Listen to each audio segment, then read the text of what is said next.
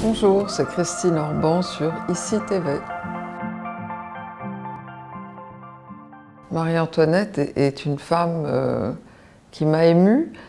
En fait, je me suis intéressée à Marie-Antoinette parce que moi aussi j'ai été victime, en ce qui la concerne, du qu'en dira-t-on, peut-être de la rumeur. Et j'ai voulu casser ce mur d'informations tronquées pour faire ma propre opinion.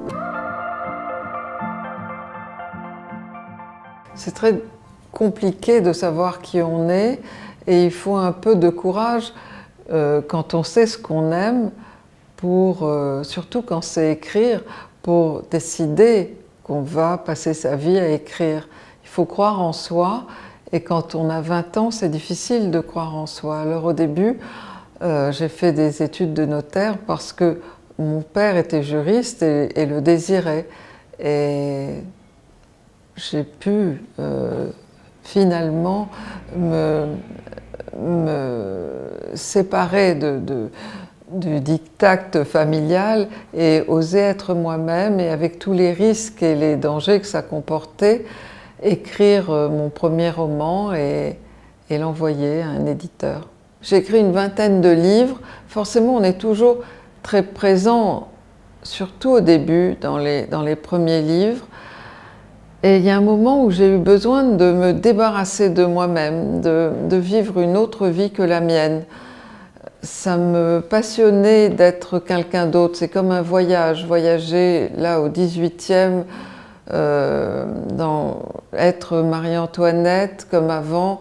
J'avais été Virginia Woolf, Joséphine, mais aussi un homme, Gustave Courbet. C'est une façon, en écrivant des vraies fausses biographies, de vivre une autre vie que la mienne, et en même temps je suis prise à mon propre piège parce que je deviens un peu l'autre, et ça n'est pas sans danger, parce qu'en étant l'autre, je prends des risques et j'en sors toute cabossée. Et en même temps, comme un vieux sage, j'ai vécu une autre vie que la mienne et je me suis enrichie d'une expérience. La rencontre avec les lecteurs, c'est la récompense. Certains me suivent depuis des années, ils ont lu d'autres livres, donc parler avec eux, souvent ils n'ont pas encore lu puisqu'ils viennent pour acheter le livre. Ils n'ont pas encore lu Marie-Antoinette, mais leur donner, et après, souvent, par chance, ils m'écrivent chez mon éditeur ou sur les réseaux, et ça c'est formidable d'avoir le retour de lecture.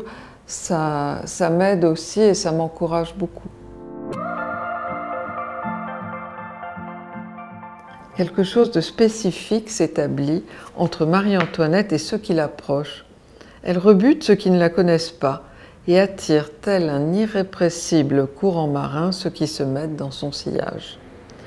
La frêle archiduchesse, destinée à régner, fut emportée par le tourbillon d'une vie qu'elle n'avait pas choisie.